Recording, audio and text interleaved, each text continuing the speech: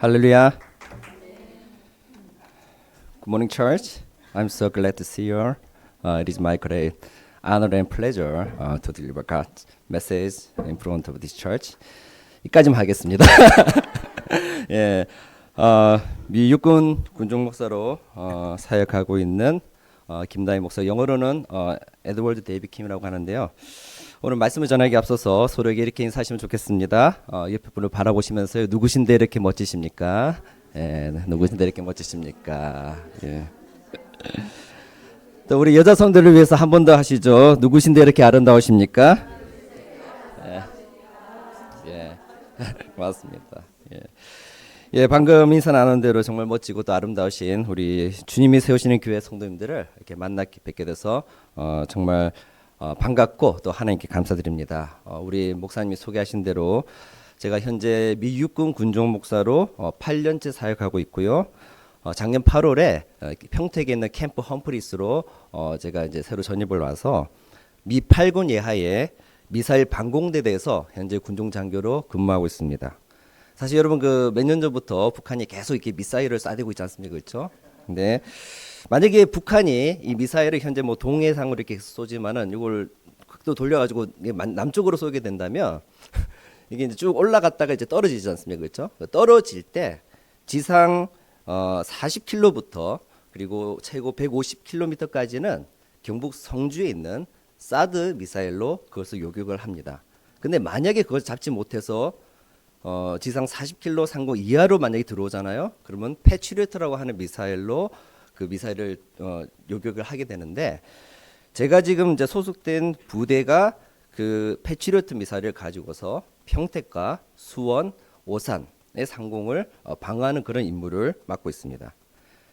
그리고 제가 지금 이제 미육군 군목이 됐지만은 사실 저는 미국에서 태어나지도 않았고 자라지도 않았어요. 초중 고등학교 다 한국에서 다녔고요. 신학 공부도 총신대와 신대원에서 다 마쳤고 2001년도에 예장 합동 측에서 목사 안수를 받고 대한민국 해군과 해병대 군목으로 5년간 그렇게 사역을 했습니다. 그래서 제가 이 군복 벗고 그냥 다니면 그냥 한국 아저씨예요, 그냥. 그래서 제가 그 부대를 출입할 때마다 제 신분증을 보여주고 이제 그 스캔을 해서 들어가게 되는데, 군복 입고 갈 때는 아무 말 안 하는데 가끔 사복 입고 들어가잖아요. 그러면 딱 보더니 본인이 맞냐고 물어볼 때가 있어요, 가끔씩. 그 앞에 경비 서시는 분들이. 그러니까 사실 토종 한국인인데 근데 제가 이제 미육군 군종 장교가 돼서 이제 아까 말씀하신 소령까지 감사하게도 진급을 했다고 하면 많은 분들이 굉장히 의아해합니다. 예. 그리고 저도 사실은 아직까지도 믿기지 않을 때가 있어요. 아니, 내가 지금 미군으로 군종 장교로 복무하고 있다니. 제가 2006년도에 만 30세가 넘어서 미국으로 갔거든요. 근데 그 당시 한 2, 3년 전만 하더라도, 그때 이제 우리 권영 목사님과 제가 같이 해군 해병대 사역을 할 때만 하더라도 저는 미국에 가서 살 거라는 생각 자체를 안 했었어요, 사실은요. 예. 그러니까 제가 20대 때는요, 그냥 한국에서 계속 살고, 제 와이프도 이제 제가 그 해군 군목이 되기 전에 결혼을 했는데 그냥 한국에서 계속 잘 살 거라 생각했지만은 딱 30이 넘고 나서 완전 인생이 바뀌게 된 거죠. 예. 그리고 지금 이 모습으로 제가 서게 됐는데 어떻게 이런 일이 생기게 됐는가? 예. 그래서 제가 그 간증을 오늘 좀 드리려고 하자면, 사실 저는 이제 군성교에 대한 소명이 있었습니다. 한국군 군성교에 됐어요. 그래서 저희 아버님께서도 약 47년 전에 제가 이제 아기였을 때 육군 28사단 연대 군목으로 3년간 사역을 하셨었어요. 그리고 이제 저희 할아버님도 목사님이셨고 해서 제가 이제 당연히 3대째 목사가 되길 하는 그런 반한 마음에 어릴 때부터 목사가 돼야 된다, 너를 위해서 뭐 기도했다 막 이렇게 하시면서, 근데 귀양 목사가 될 거면 군복무도 군목으로 하면 좋다, 그런 이야기를 듣고 자랐습니다. 그래서 결국 제가 해군 해병대 군목이 됐는데, 근데 저희 아버님은 그냥 의무복무만 군목으로 이렇게 하기를 바라셨지만은 저는 또 이렇게 계속 그런 소리를 듣다 보니까, 그러면서 크다 보니까 그냥 의무복무가 아니라 이제 장기 사역을 하고 싶은 마음이 있었어요. 그래서 여러분 조금 전에 말씀했지만은 이 권영민 목사님하고 저하고 이 관계 꽤 오래됐어요. 그래서 종신대학교 신학과에서도 목사님 저보다 한 해 후배고, 또 해군 해병대에서도 군목으로 같이 사역을 했고, 또 미국도 비슷한 시기에 가서 거기서 목사님은 저기 미국 동부로 가고 저는 서부에 있을 때 그 먼 동부에서 서부까지 와서 저희 집에서 또 같이 지내기도 했었고, 예. 그러니까 그래서 목사님도 제가 얼마나 그 해군 해병대 군목으로 계속 사역하기를 바랬는지 잘 알고 있습니다. 근데 제가 해군 해병대에서 3년 의무군을 마치고 2년 연장을 했는데 장기 복무 신청을 했거든요. 근데 선발이 안 됐어요. 그러니까 제 군선교 사역에 길이 막힌 것입니다. 그랬던 제가 하나님께서 다른 길을 열어주셔서 지금 미육군 군종 장교로 사역하고 있는 거예요. 그래서 제가 오늘 전할 말씀의 제목이 닫힌 것 같아도 열린 길입니다. 닫힌 것 같아도 열린 길. 우리가 인생의 여정을 가는 중에 여러분 이 길이 하나님께서 인도하시는 길이다라고 그렇게 여러분 믿고 가는 경우가 있지 않습니까? 근데 그처럼 믿음으로 가던 길이 이렇게 잘 이렇게 열리면 좋은데 그 길이 막힐 때가 가끔 있어요. 우리가 운전을 할 때도 그렇지 않습니까? 가끔 도로가 이게 막혀서 돌아가야 될 때가 있죠. 그러면 한국 같은 경우는 돌아가야 될 때 어떤가요? 내비게이션이 워낙 잘 돼 있어서 금방 다른 길을 잘 알려줍니다. 뭐 한 기껏해야 2, 3분, 뭐 길에 5분 정도 돌아가면 돼요. 그러나 우리 인생의 여정 중에 여러분 길이 막히면 내비가 바로 다른 길을 알려주나요? 안 알려줍니다. 그래서 정말 막막하고 절망스러울 때가 있다는 것입니다. 근데 우리 믿음의 사람들에게는 이 길이 닫힌 것처럼 보였는데 사실은 하나님의 섭리를 따서 열린 길이 되는 역사가 일어난 줄 믿으시기 바랍니다. 오늘 본문에서 이 사도 바울의 상황이 바로 그랬습니다. 지금 바울은 로마의 감옥에 갇혀서 빌립보 교회로 편지를 보냈거든요. 그리고 바울이 이렇게 감옥에 갇히게 되자 빌립보 교회는 물론이고 이제까지 그 바울이 다니면서 세운 여러 교회들, 그 모든 성도들이 시험에 들었습니다. 왜 그렇죠? 하나님 나라의 복음을 전하기 위해서 바울이 얼마나 헌신을 했는데 그 결과가 무엇이었습니까? 감옥이었어요. 사실 여러분 우리도 그럴 때가 있지 않습니까? 하나님을 위해서, 교회를 위해서 충성을 다하고 헌신했는데 여러분 그러면 어떻게 되나요? 잘 돼야 되잖아요. 그렇죠? 열심히 복음을 전하고 그리고 매주일 예배 안 빠지고 헌금하고 봉사하고 헌신했으면 영광을 받고 복 받고 만사 형통하기를 우리는 기대합니다. 근데 현실에서는 어떻습니까? 그렇지 않을 때가 있다는 거죠. 그래서 여러분 그 누구보다 헌신했던 사도 바울이 이렇게 죄인이 되어 감옥에 갇힌 것을 봤을 때 바울이 세운 교회 성도들은 너무나 큰 실망이 된 것입니다. 특별히 이제까지 다른 어떤 사도들보다도 바울만큼 열심히 이방인들에게 복음을 전한 그런 사도가 없었는데 그런 바울이 감옥에 갇혔으니까 다들 어떤 생각이 들었겠습니까? 모두들 이제는 이방 세계에 복음을 전파할 길이 닫혔구나 그렇게 생각한 것입니다. 그런 성도를 향해서 지금 바울이 오늘 12절을 통해서 격려를 하는 거예요. 그렇지 않다고 말하는 것입니다. 12절 말씀 다시 보시면요. 형제들아 내가 당한 일이 도리어 복음 전파의 진전이 된 줄을 너희가 알기를 원하라. 여러분 여기서 내가 당한 일은 어떤 일인가요? 감옥에 갇힌 것입니다. 그리고 근데 감옥에 갇힌 것인데 그 결과가 무엇이라고 지금 이야기합니까? 복음 전파의 진전이 되었다는 겁니다. 여기서 진전이라는 단어는요, 영어로 advance라는 단어를 쓰는데 원래 이게 이제 더 앞서 나가다 군사 용어입니다. 여러분 그 로마 제국하면 여러분 어떤 말이 좀 떠오르십니까? 로마 제국 딱 하면 박스 로마나 그렇죠? 예, 또 모든 길은 로마로 통한다. 너무나 유명한 말이잖아요. 왜 그런 말이 생겼나요? 그렇죠. 길을 잘 닦았어.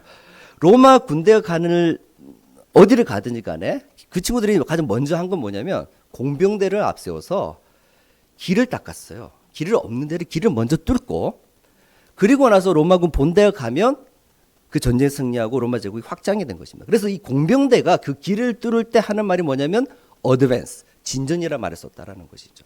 길이 막혀 있어도 로마군 공병대가 가면 길이 열리고 진전. 지금 사도 바울이 감옥에 갇혀서 메인범이 돼서 복음 전파의 길이 막힌 것 같았지만은 그러나 그 길이 오히려 무엇이느냐? 복음 전파의 열린 길, 복음 전파의 진전이 되는 그런 일이 일어났다는 것입니다. 그럼 바울이 어째서 그런 고백을 하게 됐는가? 예. 그것은 바로 지금 당장은 복음 전파의 길이 닫힌 것처럼 보이는데 사실은 그로 인해서 전혀 새로운 대상들에게 복음이 전해지는 길이 열렸다라는 고백이십니다. 닫힌 것 같아도 열린 길을 통해서 새로운 대상에게 복음이 전해진 것입니다. 그래서 여러분 13절 말씀 우리 한번 다 같이 다시 한번 읽겠습니다. 이러므로 나의 맴이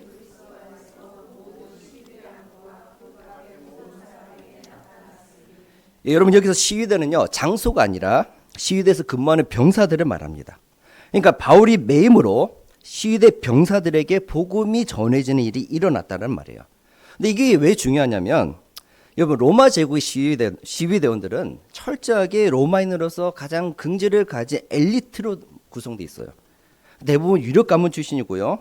이들은 로마 황제를 최측근에서 보필했습니다. 그래서 나중에 로마 황제의 권력이 약해졌을 때는요. 이 시위대원들에 의해서 누가 황제가 될지 정해질 만큼 강력한 정치 권력을 갖게 되는 그런 집단입니다. 그러니까 평소에는요. 이런 시위대원들을 만나는 게 아무리 로마 시민이라고 해도 일반 시민으로서 어려운 일이었습니다. 여러분 저도 지금 미육군 군종장교 소령으로 있지만은 그리고 미국에서 18년 넘게 살았지만은 제가 미국 대통령 경호실의 경호관들을 만날 일이 있었을까요? 없었을까요? 없었습니다. 한 번도 없었어요. 예. 여러분 바울도 로마 시민이었잖아요. 평소 같았으면 시위대를 만날 수도 없었습니다. 하지만 이제 죄인의 신분이 돼서 시위대 감옥에 갇히니까 어떻게 됐습니까? 시위대와 접촉하는 기회를 매일 얻게 된 거죠. 그리고 당시에 시위대 감옥에 갇힌 죄수들은요. 이 시위대원 4명이 사교대로 돌아가면서 지켰어요. 사교대로. 그러니까 지금 바울은요. 일부러 전도할 사람 찾아다닐 필요도 없이 가만히 감옥에 있는데 매일 16명의 로마군 엘리트들을 만나는 것입니다. 그리고 이들은 당시에도 엘리트지만 나중에 이제 시위대 복무를 마치고 나면 로마 정계로 진출해서 호민관이 되고 원론 의원이 되고 그 중에는 집정관까지 될 그런 미래의 인재들이었다는 것이죠. 여러분 그런 시위대들과 함께 있으면서 바울이 무엇을 했을까요? 복음을 전했죠. 그렇죠. 당연히 복음을 전했습니다. 그리고 그들 중 일부가 예수님을 믿게 되었습니다. 그래서 그 증거로 여러분 이제 빌립보서의 1장이었는데 좀 뒤로 가서 4장을 보시면 4장 21절과 22절을 보도록 하겠습니다. 21절과 22절 같이 읽겠습니다. 시작. 그리스도 예수 안에 있는 성도에게 형제들이 너에게 문안하고 모든 성도들이 너에게 문안하되 특히 가이사의 집 사람들 몇이나. 아멘. 여기서 가이사의 집 사람들 중 몇, 이게 바로 시위대 중에서 믿게 된 사람들을 뜻하는 것입니다. 그러니까 바울에게는 감옥에 가는 것이, 감옥에 갇힌 것이 오히려 시위대에게 복음을 전하는 기회가 된 거예요. 평소에 바울이라면 로마를 방문했어도 시위대를 만나거나 로마의 고위층에게 복음을 증거할 기회가 없었을 것입니다. 그러나 감옥에 갇힘으로 인해서 가만히 앉아서 매일 16명의 시위대, 로마의 고위층, 새로운 대상들에게 복음을 씨앗을 뿌릴 수 있었다는 것이죠. 그래서 여러분 그 씨앗이 싹을 틔우고 자라나서 어떻게 됐나요? 300년 뒤에 로마가 기독교를 공인하고 아예 그 제국의 국교로 삼게 되는 그런 복음화의 놀라운 열매를 믿게 된 줄 믿으시기 바랍니다. 예. 그래서 여러분 바울에게는 감옥에 갇힌 것도 닫힌 것 같아도 열린 길이라는 거죠. 그리고 제가 이제 미군 군목이 되는 과정에서도 이와 굉장히 비슷한 경험들을 많이 했습니다. 그래서 아까 잠깐 언급했듯이 저는 대한민국 해군 해병대 군목으로 장기 사역을 하고 싶었습니다. 그리고 단지 군인교에서 그냥 장병들을 대해서 목회하는 게 아니라 정말 병사들과 언제나 함께 어떤 그런 전투 군목, 예, 전투 군목이 되고 싶어서 예, 신학교 1학년 때 제가 이제 군무 후보생이 되면서 그걸 막 다짐을 했었어요. 그래서 제 첫 부임지가 해병대 1사단 7연대였습니다. 나중에 권유민 목사님도 똑같은 부대에서 나중에 근무했었는데 그때 제가 이제 원래 이제 그 한국군 같은 거는 해군 목사님들이, 해병대는 군목이 따로 없어요. 해군 목사님들이 해병대로 파견을 가서 해병대원들과 똑같은 옷을 입고 군목 활동을 하는데, 근데 이제 해병대원들은 이 목사님들이 해군에서 왔다 보니까 은근히 자꾸 무시하는 게 있어요. 네. 네. 빨간 명찰을 달 자격이 없다 이렇게 생각하는 경우도 있고, 병사도 그렇고 장교들도 좀 그런 게 있습니다. 약간 그런 게 좀 있어요. 그래서 제가 이제 그런 걸 좀 경험하고 나서 이 해병들의 약간 좀 코를 납작하게 만들어줘야겠다 싶어서 제가 걔네들이 받는 특수훈련을 같이 받았습니다. 그래서 어떤 훈련을 받았냐면 고무보트 훈련 아시죠, 여러분? 까만 그 고무보트. 그 훈련을 개그전 되고 병사도 똑같이 2주 동안 받았어요. 그래서 일주일 동안 지상에서 훈련을 하는데 여러분 그 공포트가 200kg거든요.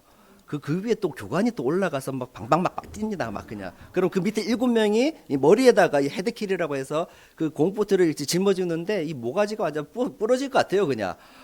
그리고 뭐 그냥 서서 가는 것도 힘든데 그 해갖고 선착순 뛰기를 시키질 않나 아니면 오리걸음을 시키지 않나 위에 보트를 들고요.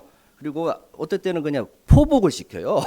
예, 그 정도로 막 힘들게 하고 그리고 또 그때 제가 2월 달이었는데 포항 앞바다에 예, 그 보트를 나중에 가서 7명이서 페달링을 하는데 바다 한가운데 갔더니 보트를 뒤집으래요. 그럼 어떻게 돼? 그 차가운 바닷물에 들어가야 되잖아요. 입수해가지고 보트 안으로 저희가 몸을 숨겨야 됩니다. 그리고 다시 나와서 이렇게 보트를 다시 뒤집어야 되는데 그럼 교관들이 위에서 그 페달로 막 머리를 때리고 예, 두더지 잡기시 뭐 그런 식으로 막 했었습니다. 근데 어쨌든 예, 그런 고생에도 불구하고 어쨌든 무사히 잘 마쳤고요. 그리고 그거를 하고 나서 이제 저는 이제 이걸로 충분하다 생각했어요. 왜냐면 해병대의 대표직 훈련을 받았으니까. 근데 새로 연대장이 오셨는데 가톨릭 신자예요. 근데 이분이 저보고 그리스도 특공도 받았으니까 이번 한번 공수련도 받으라고. 그래서 해병대 공수련이 따로 있거든요. 그래서 3주 동안 공수련을 또 받았어. 첫째, 둘째 주는 이제 지상 훈련을 하고 셋째 주는 이제 비행기를 타고 진짜 점프를 해야 되는데 또 교관이 우리 목사님이 타셨으니까 목사님 1번으로 하나님을 믿고 용기 있게 한번 쫙 점프하십시오. 그래가지고 나도 무서워 죽겠는데 주님 하면서 비행기 문 딱 열고 아무도 안 때리는 제가 첫 번째 강화자로 뛰어 해가지고 한데 감사하게도 다치지 않고 4번의 점프를 잘 마쳤고요. 그래서 제가 해병대에서 해군 목사님들 중에서는 최초로 해병대 특수전료를 2개나 수료한 해병대 군목이 됐고 제 옛날에 해병대 군목에는 이 휘장이 2개나 있었어요. 그래서 사역도 그리고 되게 열심히 했었습니다. 그래서 제가 그 해병대 7연대 교회, 상륙지원단 교회, 수색상단 교회 또 사단교회 중고등부 그리고 나중에 신우회까지 주일날만 5번을 막 설교를 했고요. 그리고 평일에는 막 해안 초소 방문하고 저녁에는 또 그 야간 초소 방문하고 뭐 훈련하면 다 따라가고 그리고 또 뭐 있었지?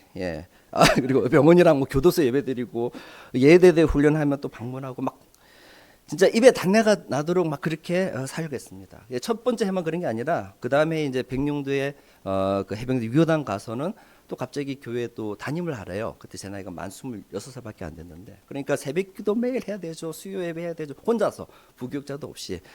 그래서 권 목사님도 지금 똑같은 걸 하셨거든요. 13번까지 한 주에 13번까지 저도 그렇게 막 했었거든요. 그리고 나중에 또 해군 교육사령부로 가니까 거기서는 또 제가 이제 그 후반 교육생들이 나오는 교회를 담당했는데 거기도 역시 교인 그 가족들이 계셔가지고 그분들을 대상으로 뭐 제자 훈련하고 뭐 전도 훈련하고 그냥 목회를 하면서 군목을 했던 것입니다. 게다가 또 기초 군사학교 애들이 있어서 걔들 한 달에 한 번씩 가서 150명 막 세례를 줘야 되거든요. 그럼 여러분 150명 이렇게 세례를 주면 허리가 끊어질 것 같아요. 왜냐면 나 혼자 계속 이렇게 하고 또 성부 성자 성령 이름으로 누구누구 안무에게 세례를 준노라 이런 식으로 계속 말을 해야 되잖아요. 나중에 목 막 쉬고 허리 아프고 막 죽겠고.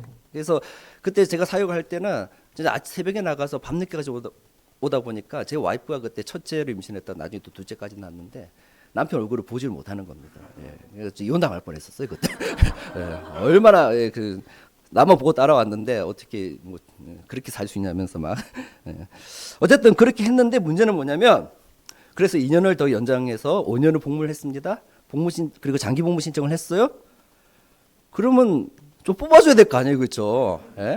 근데 안 된 거예요. 안 돼가지고 군대를 나가야 됐습니다. 그러니까 군선교 사역의 길이 닫힌 것이죠. 그때는 제가 도저히 이해가 안 되는 겁니다. 아니 이렇게 군선교에 헌신했는데 하나님께서 왜 이 사역을 계속하게 허락하지 않으시는가? 그리고 제가 차라리 진급 심사에 떨어졌으면 뭐 이해를 할 수, 진급에는 가보지도 못하고 그냥 장기 복무에 떨어졌으니까 너무 그냥 막 속이 상하고 원망스러운 거예요. 제가 그때 해군 해병대 간 육군을 갔으면 바로 됐을 거예요. 왜냐면 거기는 자리가 좀 많아요. 근데 해군 그리고 공군 쪽은 약간 그 티오가 별로 없거든요. 그렇다 보니까 어떻게 하나. 그래서 저는 군선교만을 생각했기 때문에 그 위에 계획이 없었거든요.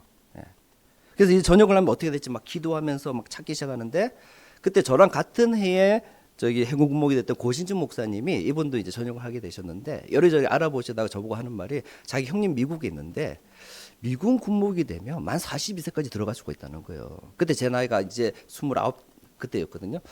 그래서 자기는 군목이 좀 안 맞는 것 같으니까 자기는 뭐 아닌지 몰라도 저보고는 뭐 체질에 맞는 것 같다고 한번 해보라고 이야기를 하는 거예요. 근데 제가 그 말을 들으면서 약간 솔깃하겠는데 이게 너무 말이 안 되는 게 뭐냐면 여러분 미군 군목 사역은요 철저히 병사들과 진짜 함께 됩니다. 새벽 10시 점호부터 시작해서 1시간 반 정도 전투체육도 병사가 똑같이 해야 돼요. 물론 한국 군목들은 그 시간에 새벽 기도를 하지만은 미군 군목은 그런 거 없이 그냥 병사로 같이 운동하고요. 훈련도 똑같이 야전 훈련 똑같이 하고 전쟁 지역에 파병도 갑니다.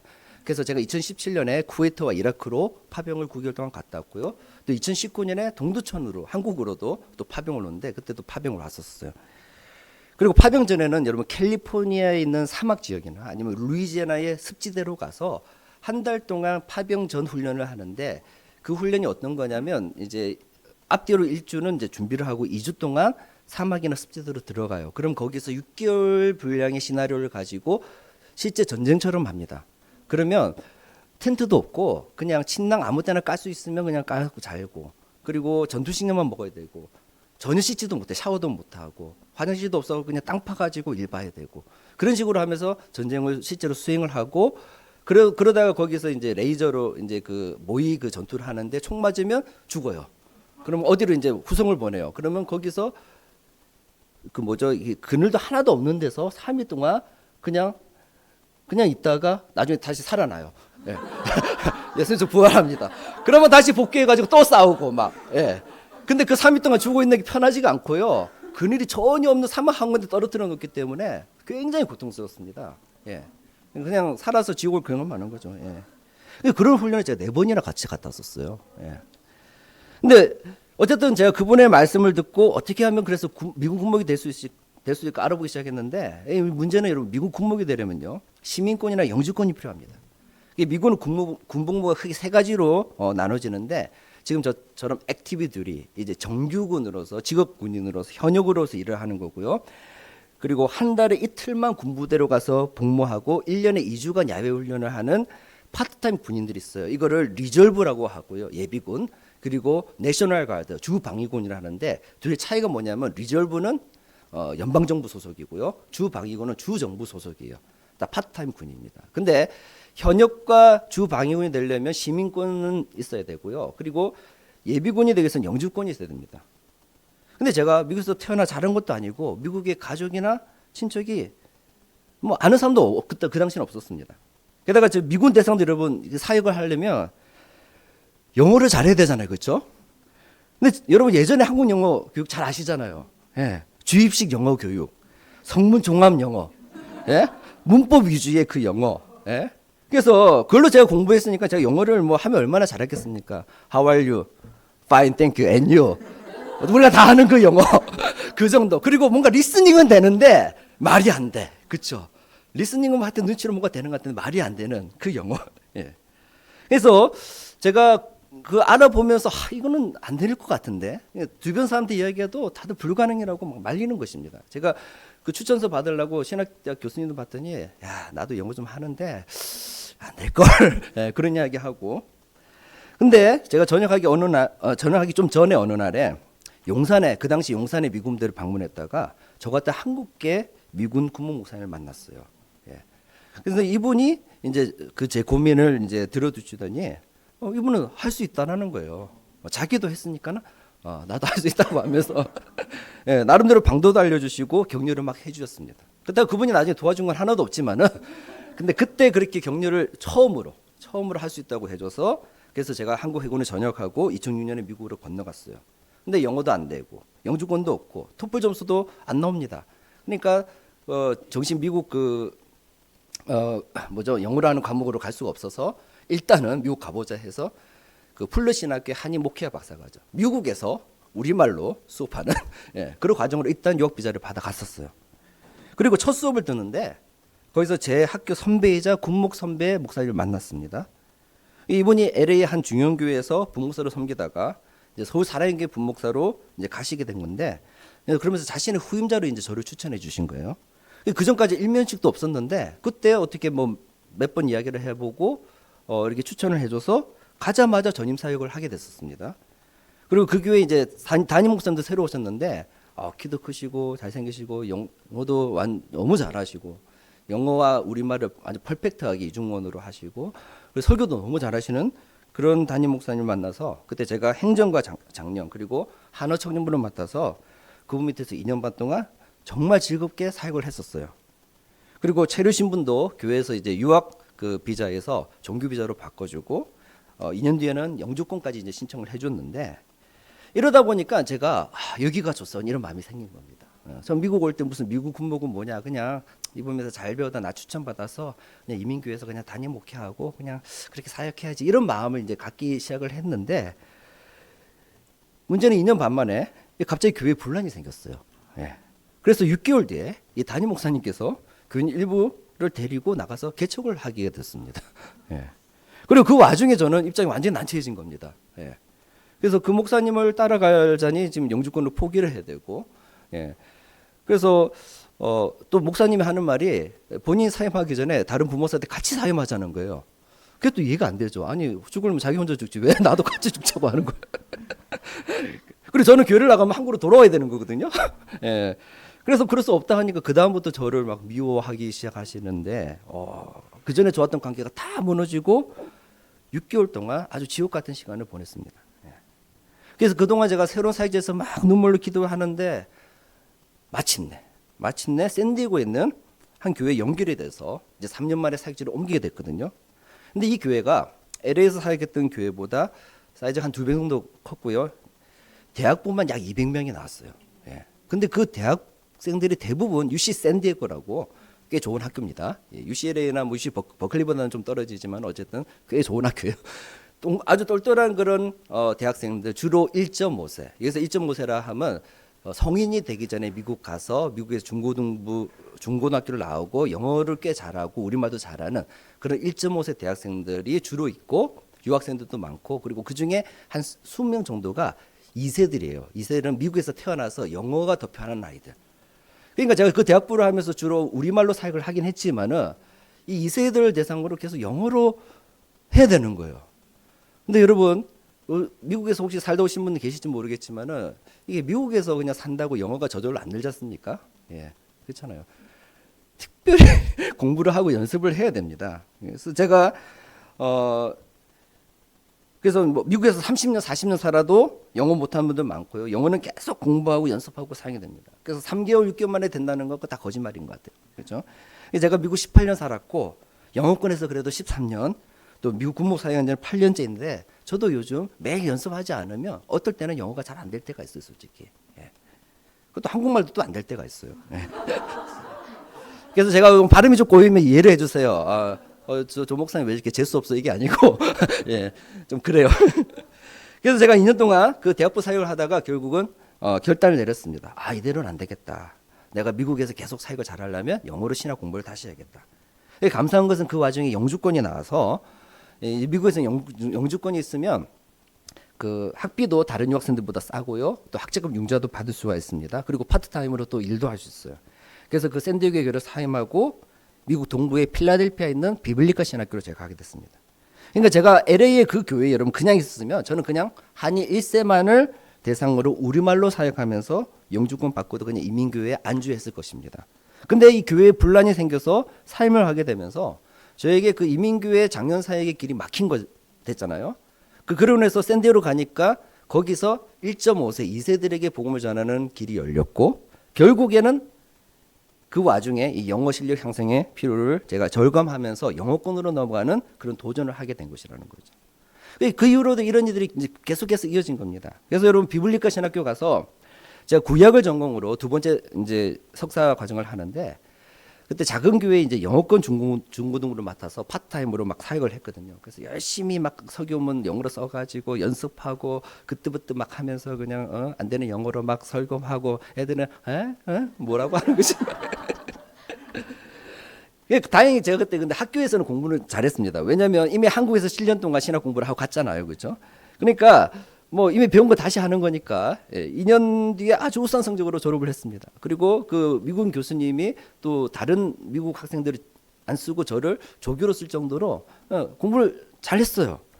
근데 여러분 이 2년 정도 영어로 공부와 사역을 하니까 이 공부는 어떻게 되는데 이 영어로 설교하고 성경부 인도하는 이거는 여전히 너무 힘든 겁니다. 그리고 2년 동안 공부하면서 경제적으로 너무 힘들어요. 저희 자녀가 넷이거든요. 그래서 아들 하나, 딸 셋인데 딸, 아들, 딸입니다. 근데 저희가 학교에서 학자금 융자에 이제 장학금도 받고 파트타임 사역도 했지만은 턱없이 부족합니다. 필러로 와서는 이게 너무 힘든 거예요. 외식도 한 번도 할 수가 없어요. 그래서 저희 아이들에게 맥도날드 햄버거를 하나는 못 사줘서 저희 막내 그때 어렸는데 햄버거 먹고 싶다고 막 오니까 제가 직접 만들어 줄 수밖에 없는 거죠. 그래서 왜냐하면 필라에 간지 6개월부터 이 저소득층이 주는 그 식료품비 지원이 있는데 이 카드로 줘요. 그러면 이건 딴 건 못 사고 식료품 재료만 살 수가 있습니다. 그거를 이렇게 사서 그래서 그때 제가 와이프하고 제 요리 실력이 엄청나게 늘어났어요. 맨날 집에서 해 먹으니까 집밥을 해 먹으니까요. 그리고 방학 때는 제가 투잡, 쓰리잡을 뛰었는데 UPS라고 미국의 큰 그 택배 회사가 있습니다. 거기에서 택배 일 하고요. 그래서 그 백인 할아버지가 막 하여튼 저한테 하여튼 다 시켜가지고 혼자서 열심히 뛰어다녀서 배달 다 하고 그리고 우버라고 해서요. 이게 자기 승용차로 택시 영업을 하는 겁니다. 그 미국에서는 합법인데 카카오티처럼 이 앱을 이용해서 우버 드라이버들을 호출할 수가 있습니다. 그래서 제가 그 일을 하는데 손님을 많이 태우려면 제가 살던 그 지역은 교회 지역이라서 별로 손님이 없어요. 그러니까 저녁 시간에 다운타운으로 나가야 됩니다. 근데 여러분 필라델피아 다운타운이 뭘로 유명하냐면 마약하고 총격 사건으로 유명한 곳이에요. 그래서 제가 거기서 밤 늦게까지 막 밤새서 이제 막 하고 어떨 때는 이제 그것도 미국은 공중 화장실 잘 안 돼 있기 때문에 계속 이렇게 운행을 하다 보면 한 4시간 5시간 쉬지 않고 운행을 해서 막 화장실을 갈 수가 없어요. 그래서 막 페트병으로 그냥 해결하기도 하고 그리고 어느 날은 하루에 밤 11시쯤에 흑인 청년 2명이 탔는데 이상한 냄새가 뒤에서 막 나는 거예요. 뭐냐 보니까 옛날에 마리오하나를 제 뒷좌석에서 꺼내갖고 피우려고 하는 거예요. 그래서 제가 그때 뭐 하는 거냐고 이제 내리라고 막 하니까 이 친구들이 품에서 이제 싹 꺼내는 거예요. 묵직한 거를 총을 쭉 꺼내가지고 다행히 이제 제가 별일 없었으니까 지금 이 자리에 있겠지만은 그때 너무 겁나고 어쨌든 그 친구한테 돈 안 받으니까 제발 그냥 가라고 했더니 이제 어쨌든 조용히 갔는데 뭐 그런 일들. 그래서 제가 이 경제적으로 힘들고 영어권에 사는 게 힘드니까 아이씨 미국 국목이고 뭐고 그냥 아이씨 그냥 다시 그냥 한인 이민교회에서 사역을 하고 싶은 마음이 들었습니다. 그래서 전임 사역자를 다시 알아보기 시작했어요. 근데 여러분 문제는요. 졸업을 앞두고 사역자를 구하는데 이상하게 안 되는 겁니다. 처음 미국 왔을 때는요 아무것도 없었어요. 근데 바로 전임 사역을 됐는데 이제 영주권도 있고 미국 신학에서 공부도 했고 영어도 옛날보다는 좀 하고 근데 전임 사역자가 안 구해지는 것입니다. 이상하게 다 안 돼요. 그래서 어쩔 수 없이 울며 겨자 먹기로 또 학교에 등록했어요. 이제 이번에는 이제 상담학을 이제 전공을 했습니다. 2년간 하는데 정말 죽도록 고생했어요. 왜냐하면 신학은 그 전에 말씀드렸던 거니까 어느 정도 또 글쓰기 위주니까 하는데 상담학은 영어로 상담을 해야 되잖아요. 미국 애들하고 도대체 뭐라 하는지 진짜 이야기했는데 저 이야기를 알아듣고 뭐 하여튼 실수도 많고 참 그랬습니다. 그래서 제가 그 와중에 이제 드디어 미군 군목 지원을 했습니다. 근데 또 이것도 뭔가 자꾸 진행이 안 되는 거예요. 보통 다른 사람들은 보통 6개월에서 8개월이면 되든 안 되든 결과가 나오는데 저는 상담학 과정을 2년 내내 결과가 안 나옵니다. 하라는 서류 다 보내고 신체 검사 받고 미군 대령 군목하고 만나서 인터뷰도 하고 또 설교 시험까지 영어로 다 하고 해서 다 패스했어요. 근데 뭐 되면 되고 안 되면 안 된다는 게 그러면 속이 시원할 텐데 단도직입 연락해도 그냥 맨날 기다리라는 거예요. 그래서 제가 원래 이제 미군 군목으로 선발이 되면 그냥 상담 과정 하다가 중간에 그만두고 가려고 했었는데 아무 소식 없으니까 그냥 상담소서도 마쳤어요. 그리고 나서도 진행이 안 돼서 처음 미국 올 때 제가 그 한인 목회학 박사과정을 했댔잖아요. 과정은 마쳤는데 논문 안 쓰고 있었거든요. 그러니까 그 논문을 그냥 쓰기 시작했어요. 그래서 논문을 이제 다 쓰고 통과가 됐습니다. 근데 그제 연락이 왔습니다. 미군 선발위원회에서 떨어졌대요.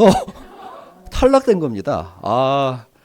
그래서 2달 뒤에 다시 선발위원회가 있는데 그때 뭔가를 보충할 게 있으면 보내라는 거죠.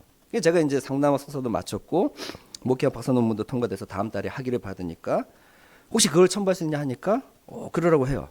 그래서 그 두 개 이제 증서를 보냈는데 그 다음 달에 여러분 어떻게 됐을까요? 예, 됐습니다. 예, 하나님의 은혜로. 예. 그래서 선발이 돼서 연락이 온 것입니다. 근데 알고 보니까 이게요, 제 담당자가 이게 중사였는데 전역을 앞두고 일을 안 한 거예요. 2년 동안. 예.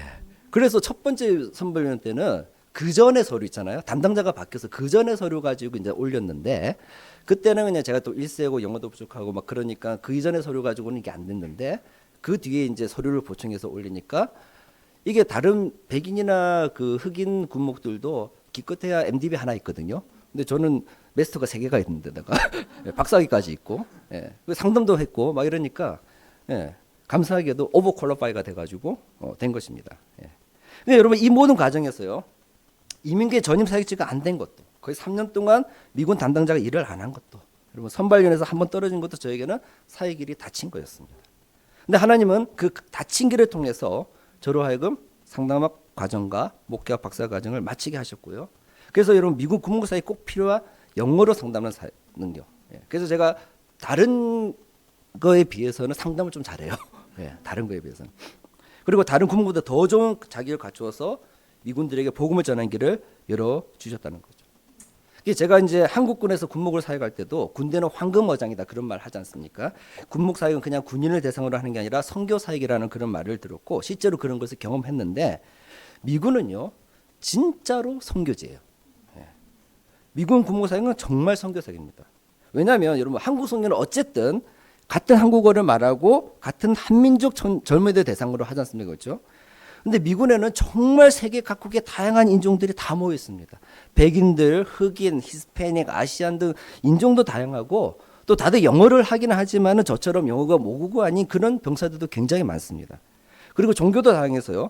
개신교와 가톨릭이 전체 병이 한 절반 정도는 되지만은 이슬람, 유대교, 힌두교, 불교 등은 물론이고 페이건이라고 해서 얘네들은 그 북부 유럽 신화를 믿는 그런 종교예요. 그래서 오딘, 토르 뭐 이런 신들을 믿는 애들이 있어요. 예. 그리고 위치크래프트라고 해서 실제로 막 마녀를 믿는.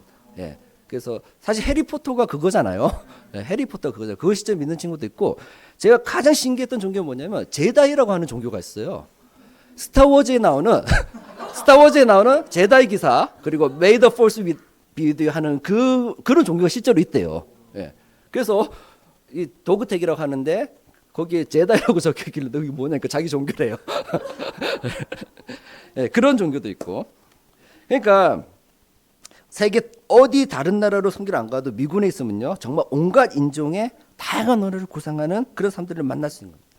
물론 그렇다고 제가 군목들이 직접적으로 전도를 하는 건 금지가 돼 있습니다. 왜냐하면요 여러분 미국은 절대 기독교 국가가 아닙니다. 예, 미국은 종교의 자유, 종교를 가질 수 있는 장교와 가지지 않아도 되는 자유를 보장하는 나라이기 때문에 한 번도 기독교 국가를 포방한 적이 없고요. 그렇다 보니까 공개적인 그 전도는 사실은 금지되어 있습니다. 특히 군목은 장교이기 때문에 만약에 제가 그 전도를 하면 이게 이제 개종을 강요하는 것처럼 보이기 때문에 그렇게 할 수는 없는데 그러면 어떻게 하느냐? 제가 많이 하는 일이 상담이잖아요. 그렇죠? 상담을 해서 병사들이 찾아오잖아요. 1대1의 상황에서 상담을 하다가 제가 그 상담 말미에 이제 기도를 해준다거나 아니면 이제 성경을 이야기해 준다거나 아니면 그 문제의 해결책을 예수 그리스도로 제시를 하는 건 괜찮아요. 예. 그래서 저는 상담을 하면서 그런 식으로 이렇게 하는데 한 번은 무슬림 병사가 왔습니다. 그래서 한참 상담을 하고 나서 제일 마지막에 제가 성경 스토리를 가지고 그 친구의 상황에 대해서 좀 이제 해결을 하는 방법을 이렇게 알려줬는데 좀 관심을 가지는 거예요. 그래서 나중에 이제 이야기를 하다 결국 그 친구가 예수 믿고 개종을 했습니다, 여러분. 근데 여러분 이슬람 국가에 가서 선교사님들이 선교를 할 때 어떻게 합니까? 목숨을 걸고 하잖아요. 무슬림 한 명을 이렇게 개종하는 게 쉬운 일이 아니에요. 예. 그런데 미군 군목으로 있으면 무슬림 병사가 꽤 많거든요. 꽤 많이 만나서 그들과 교제하면서 그런 놀라운 역사가 일어나더라는 것입니다. 예. 그러니까 미군 군목 사역의 말로 진정한 선교 사역이는 거예요. 제가 여러분 만약에 한국에서 장기 복무를 했더라면 그 사역도 나름대로 귀한 사역이었을 것입니다. 근데 이 한국 군무로서 길이 막혔기 때문에 미국에 오게 됐고요. 이민교회 1세, 1.5세, 2세로 이어지는 새로운 대상들에게 복음을 전할 수 있었습니다. 그리고 미국 신학교에서 다시 공부하면서 너무 힘드니까 이민교회 전임 사역을 하는데 그 길이 막혔어요. 미국 군목사도 처음에는 안 된 줄 알았습니다. 근데 그 모든 과정을 통해서 하나님께서 어떻게 저를 더 준비시키고 단련시키신 거죠. 그래서 아까 우리가 부른 찬양 중에 나의 길 오직 주만 아시나요. 나를 단련하시는 후에 내가 정금같이 나오리라. 제가 그 찬양하는데 너무 눈물이 나더라고요. 예. 그리고 그때 한국말로 지금 예배드리는 게 너무 오래간만이다 보니까 예. 그동안 계속 미군 채플에서 예배드리다가 근데 오늘 단지 그래서 그런 게 아니라 우리 주님이 세우신 교회에 하나님의 은혜가 넘치는 줄 믿습니다. 예. 성령님께서 이 자리에 역사하시고 여러분에게 말씀하고 계신 줄을 믿습니다. 예. 그래서 여러분 사도 바울이요 감옥이 갇힘을 해서 그것이 복음 전파의 길이 막힌 줄 알았지만은 그게 더 이상 복음 전파에 닫힌 길이 아니라 열린 길이 되었듯이 그래서 시위대 병사들에게 새로운 대상에게 복음을 전하게 됐고 그래 인해서 로마의 고위층에게 복음의 씨앗이 뿌려진 길이 열리게 됐듯이 오늘 이 자리에 계신 우리 성도님에게도 혹시 그런 이들이 있을지 모르겠습니다. 내가 하나님께서 이끄신 길이라고 믿고 나아갔어요. 근데 그 길이 여러분 다친 분들이 혹시 계십니까? 하나님께 건강을 달라고 기도했는데 왜 하나님께서 건강을 안 주시고 자꾸만 더 병원을 다니게 하시느냐. 우리 자녀를 위해서 기도했는데 자녀가 원하는 학교에 들어가지 못하고 직장의 길이 막히고 결혼 배우자 찾지 못하는 그런 상황 가운데 여러분이 혹시 있다면 여러분이 마음이 굉장히 원망하고 아플 줄 압니다. 길이 닫혔다는 생각이 들 것이에요. 하나님이 약속하고 원망스러울 수 있습니다. 근데 여러분 그런 상황 가운데 환경과 문제를 바라면서 불평과 원망하면 아무것도 해결되지 않습니다. 닫힌 것 같아도 열린 길을 예배하시는 하나님을 바라보시기 바랍니다. 믿음의 주여 온전케 하시는 예수님을 바라보시기 바랍니다. 그럴 때 닫힘 같은 그 길이 오히려 열린 길이 되는 놀라운 역사가 일어날 수가 있습니다. 사실 제가 이번에 주님이 세우신 교회로 오면서 권영 목사님께도 제가 말씀드렸지만 굉장히 감회가 새롭습니다. 왜냐하면 제가 42년 전에 이 지역에 살았거든요. 왕자 맨션에 살았었어요. 그때 제가 유치원을 다녔었고요. 반년이나 반송이나 하여튼 그리고 재송초등학교를 입학을 했었습니다. 예. 저희 아버님께서 여기 알레르망 있죠. 예. 그쪽에 교회를 개척하셔서 2년 동안인가 3년 동안인가 그때 교회를 개척해서 한 150명 정도로 2년 만에 막 부흥했었어요. 근데 어쨌든 개척교회는 힘들잖아요. 예. 없는 게 많고. 그러니까 저희 할아버님께서 저희 아버님이 그렇게 개척교회 힘들어하시는 걸 보니까 다른 교회 이제 기존에 이제 잘 좀 돼 있는 교회로 담임 목사로 천명을 받게 하셨어요. 근데 그것도 처음에 잘 안 됐다가 결국 금정구 부곡동에 있는 교회로 이렇게 가게 되셨는데 그 37년 동안 목회하고 5년 전에 원로 목사로 은퇴하셨어요. 그런데 중간중간에 저희 아버님이 자꾸 그런 얘기를 하셨어요. 그때 만약에 재송동에 그 교회를 계속 했었더라면 왜냐하면 저쪽에서 너무 힘드셨거든요. 예. 기존에 변하지 않는 성도님들, 장로님들, 권사님들에게 너무 시달려서 교회가 어느 정도는 성장했지만 그 이상으로 성장이 안 되는 겁니다. 체질 개선이 되지가 않는 거예요. 예. 그래서 만약에 이 교회를 계속 했더라면 여러분 40년 전에 이 지역이 이렇게 바뀔 줄 누가 알았겠습니까? 그렇죠? 그때 제일 높았던 그 아파트가 3위가 아파트였고요. 왕자 매션도 꽤 좋은 거였었고. 저 다 갈대밭에다가 진짜 아무것도 없었잖아요 옛날에. 예. 근데 이렇게 바뀌었잖아요. 예.